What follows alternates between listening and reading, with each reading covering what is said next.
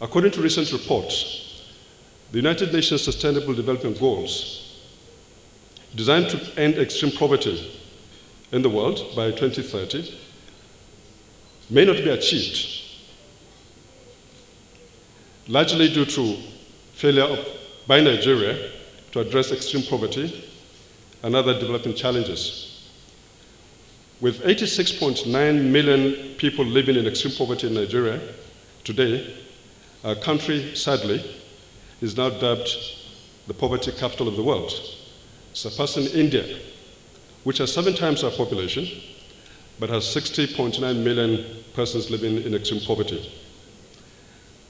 Breaking trade barriers in the continent will undoubtedly accelerate wealth creation and consequently impact on poverty reduction. Nigeria must play a leadership role in this. Your Excellency, permit me to use this opportunity to draw attention to the continued security challenges facing us, the recent killings and destruction of property in Plateau State, the continuing banditry and killings in Zamfara State and other states of the country remain a source of grave concern to all of us, and in particular to the Nigerian Bar Association. Nigeria's leadership role in Africa cannot be taken seriously. Neither can our country become a serious destination for trade and investment, so long as our government remains woefully unable to discharge its most basic constitutional obligation, which is to guarantee safety and security of its citizens. The NBA has spoken countless number of times and undertaken missions to violence-stricken communities to show our concern.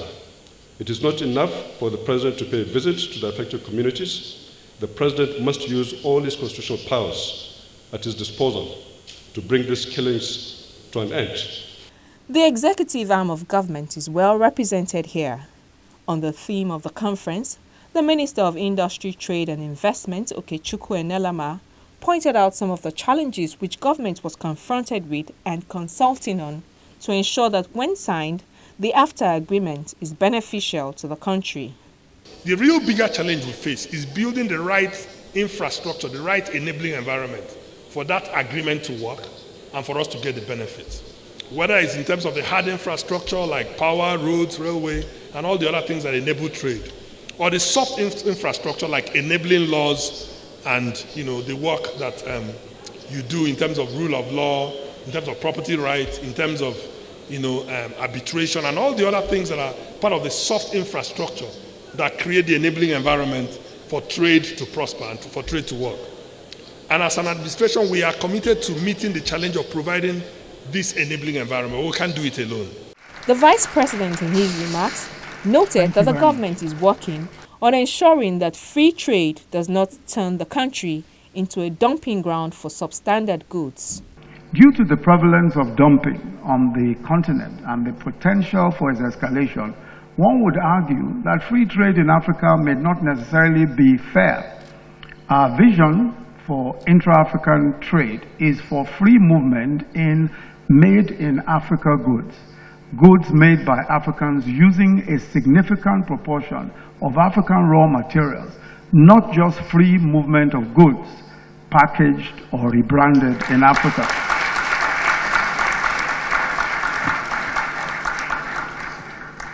Our decision to delay the signing of the African Free Trade, Continental Free Trade Agreement and to extend consultations is to ensure that our participation does not adversely impact the progress that we've made to date.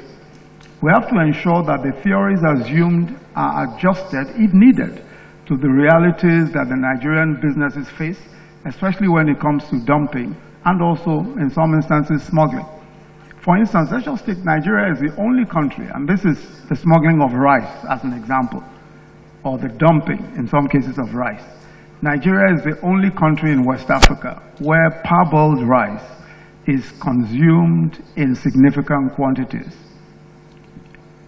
Now, the Beninois consume white rice, not parboiled rice. And Nigeria's population is about 17 times Benin's population. And Nigerians typically consume an average of about 15 times more rice than Benin Republic, mostly in the form of parboiled rice. But all the records show that since 2013, when Nigeria imposed a technical ban on rice by raising tariffs and later restrictions in access to foreign exchange for rice imports, Benin has been importing progressively more parboiled rice than Nigeria. Now, you don't need to guess where all Benin's parboiled rice is going. Because if you're importing more, maybe 17 times more rice than your entire population is, even if you are eating parboiled rice, certainly it's not the Beninois that are consuming it. And we still see this rice all over the place. So for us, it's important for us to work on internal arrangements as well, and to ensure that by no means do we just simply become an easier target for dumping and smuggling by signing the Continental Free Trade Agreements.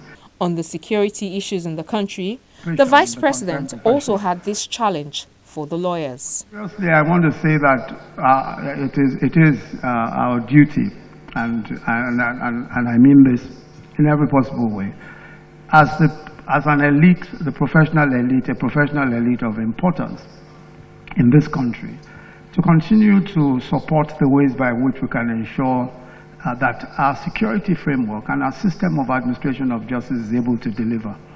Because one of the charges that is laid at our doorstep frequently is the fact that the administration of justice system, which involves ourselves as a profession and the judiciary, as well as the police and all that, are far too slow in holding people to account for anything.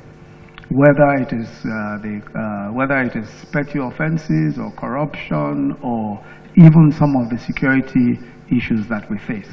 I think that one of the critical ways by which we can contribute to making our society safer and better is by ensuring that our profession delivers also on the promises that we make to our people. And one of those promises is that we will ensure swift justice. And I believe very strongly that this is one of the things that we ought to be fully involved in.